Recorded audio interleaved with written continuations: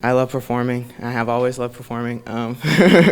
Since I started dancing, I've always been kind of an attention hog. So yeah, being on stage is just great, and I just love doing that. Andre started dancing when he was 4 years old. He started at Rebecca Paget School of Performing Arts, and he was not doing ballet. He was just doing step.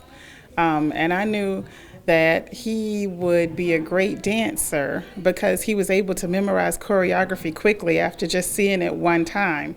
And I thought that that was definitely some type of innate talent I'm definitely not blessed with, because I can not memorize the steps to Zumba. So I knew that that was something special about him.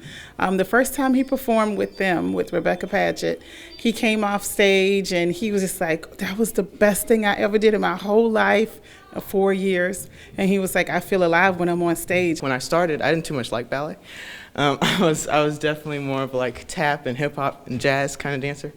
And then Garrison introduced me to ballet, and I actually did Nutcracker for the first time at Garrison.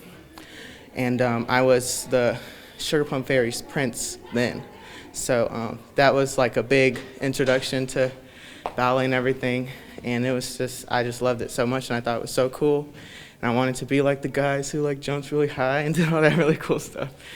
And so yeah, that was my first time doing it. And then from that point on, it was just like, it was just smooth sailing. The most challenging part of ballet would have to be, I guess, keeping it all together, even though, obviously you're tired and you have a lot, going on backstage, and you're trying to make sure you look nice and make sure all the dancing's great, but, you have to show that it's not hard work to the audience.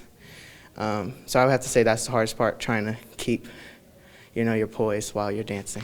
I feel very confident about the Juilliard audition because this has been a dream of his since he was 9 years old to go to Juilliard. So we have written the plan down. We've been preparing for this. I would just say, just keep going. Don't stop. Don't let anyone stop you.